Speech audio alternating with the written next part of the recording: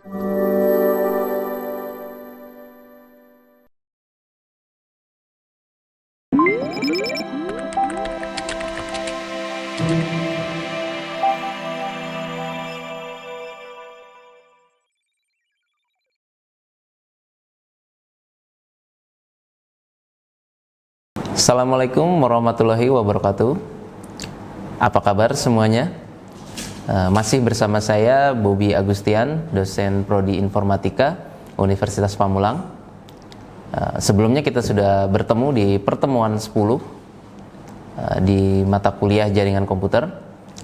Pada kesempatan kali ini saya akan menjelaskan mengenai materi jaringan komputer di pertemuan 11, yaitu mengenai pengenalan internet. Dengan menonton video pembelajaran ini, nantinya diharapkan teman-teman mahasiswa dan mahasiswi mampu mengerti apa itu internet, terus bagaimana sejarah perkembangan internet, kemudian alamat di internet, lalu netiquette, kemudian koneksi internet, dan juga perangkat untuk mengakses internet, layanan aplikasi di internet, dan juga fungsi daripada internet itu sendiri. Ya, yang pertama adalah pengertian internet. Internet atau interconnected network merupakan sumber daya informasi berupa jaringan yang saling berhubungan antara komputer atau perangkat yang satu dengan yang lainnya dengan jangkauan yang luas atau worldwide, ya, yang memungkinkan komputer perangkat tersebut saling berhubungan. Kemudian evolusi internet, ya, jadi sejarah perkembangan internet pada mulanya di tahun 1969 dari sebuah proyek uji coba yang diadakan Advanced Research Project Agency atau ARPA, di mana ARPANET merupakan nama dari proyek tersebut. Ada dua proyek, yaitu ARPANET dan MILNET atau Military Network. Iya, jadi di awal pengembangannya internet itu digunakan untuk militer dan industri pertahanan. Kemudian di awal-awal 80-an mulai bermunculan berbagai jaringan komputer yang menyediakan jaringan untuk kepentingan pendidikan, akademisi, seperti CSNet dan juga BitNet. Ya, pada mulanya dalam internet hanya terdapat 4 simpul atau 4 node. Seiring perkembangan zaman sekarang, dengan semakin berkembangnya pertumbuhan internet, jumlah simpul atau node yang ada bertambah menjadi jutaan. Berikutnya adalah alamat di internet. Perangkat komputer yang terhubung dengan internet mempunyai alamat yang sudah ditetapkan. Alamat tersebut bernama IP atau Internet Protocol, yang secara khusus membedakan komputer yang satu dengan komputer lainnya. Alamat IP merupakan sekumpulan angka yang dibagi menjadi 4 bagian, yang dipisah menggunakan tanda titik. Contoh adalah yang bisa dilihat pada slide. IP address dari sebuah PC yaitu 162.128.71.133. Umumnya komputer memiliki nama yang lebih mudah diingat ketimbang IP address. Nama ini diperoleh dari suatu sistem penamaan yang dikenal sebagai DNS atau Domain Name System, dan banyak sekali perusahaan yang telah terakreditasi oleh ICANN atau Internet Corporation for Assigned Names dan berhak untuk mendaftarkan nama domain. Badan usaha itu disebut sebagai registrar, ya. Bagian dari domain juga dipisahkan menggunakan titik seperti IP address. Yang berikutnya adalah netiquette.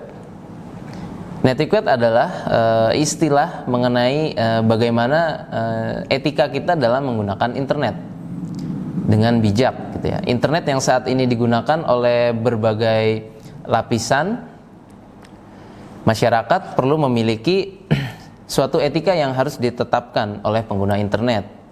Nah, jadi untuk mengetahui batasan-batasan saat menggunakan teknologi internet, kemudian segala fasilitas yang disediakan oleh penyedia jasa internet. Ya, dalam netiquette terdapat beberapa aturan yang perlu dipelajari. Di antaranya adalah yang pertama yaitu memberikan pengamanan ya, terhadap komputer Anda yang sedang digunakan. Kemudian berhati-hati ketika membuka satu situs atau URL yang mencurigakan. Dan selanjutnya adalah bersikap baik kepada pengguna internet yang lain. Selanjutnya adalah koneksi internet. Yang pertama ada koneksi internet menggunakan perintah dial up jalur PSTN. Dial up yang menggunakan jalur PSTN atau Public Switch Telephone Network merupakan teknik untuk terhubung ke jaringan internet menggunakan jaringan telepon.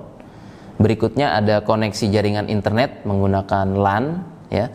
LAN itu adalah jaringan lokal yang biasanya menghubungkan sejumlah perangkat, biasanya komputer, ke server yang terhubung dengan jaringan internet. Berikutnya ada koneksi menggunakan GPRS, merupakan koneksi yang memanfaatkan ponsel yang difungsikan sebagai modem dengan cara menghubungkan ke komputer menggunakan kabel data, bisa juga WiFi atau bisa juga dengan Bluetooth. Berikutnya koneksi menggunakan ADSL. ADSL merupakan kependekan dari Asymmetric Digital Subscriber Line, merupakan koneksi yang memanfaatkan saluran telepon. Regular circuit ADSL diatur supaya bisa meneruskan sinyal digital berkecepatan tinggi melalui saluran telepon. Berikutnya ada koneksi menggunakan Wi-Fi. Wi-Fi atau Wireless Fidelity merupakan kumpulan standar yang dipakai pada jaringan lokal tanpa kabel atau WLAN atau Wireless LAN. Ya. Pada mulanya Wi-Fi hanya dipakai untuk jaringan area lokal saja atau LAN. Kemudian selanjutnya seiring perkembangan Wi-Fi kini digunakan untuk bisa juga mengakses internet. Selanjutnya ada koneksi VSAT. VSAT, Very Small Aperture Terminal, merupakan suatu terminal yang dikatakan kecil gitu ya. Jadi lebih kecil dibandingkan dengan satelit bumi yang biasa gitu. Kemudian yang selanjutnya ada perangkat untuk mengakses internet. Ya, dalam mengakses internet kita membutuhkan beberapa perangkat yang tentunya adalah komputer itu sendiri, kemudian ada modem, bisa juga ada router dengan jaringan telepon juga bisa. Kemudian yang tidak kalah penting adalah provider ya sebagai jasa penyedia internet. Kemudian selanjutnya adalah layanan aplikasi di internet. Yang pertama ada www atau World Wide Web ya. Jadi merupakan salah satu fasilitas yang berisikan basis data atau database yang sifatnya terdistribusi di internet. Ya, jadi sudah ada beberapa situs web yang bisa kita akses ya memanfaatkan web ini. Di antaranya terdapat situs atau website, kemudian ada hypertext link, kemudian ada juga URL atau Universal Resource Locator.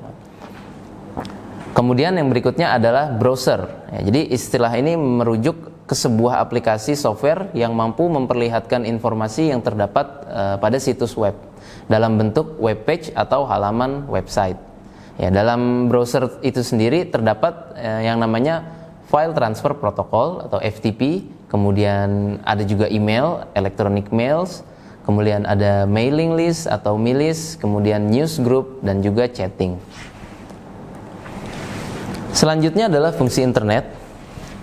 Ya, internet bisa digunakan sebagai komunikasi.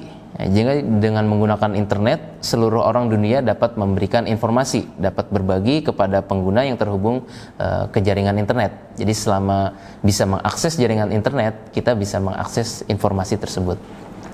Kemudian internet sebagai resource discovery. Ya, dengan terhubung ke internet, seseorang dapat mencari dan menemukan berbagai file tertentu, ya bisa berupa audio, bisa berupa video, atau juga foto, ya, dalam jutaan host dimanapun di seluruh dunia. Nah, jadi bisa untuk melakukan discovery. Kemudian internet sebagai komunitas.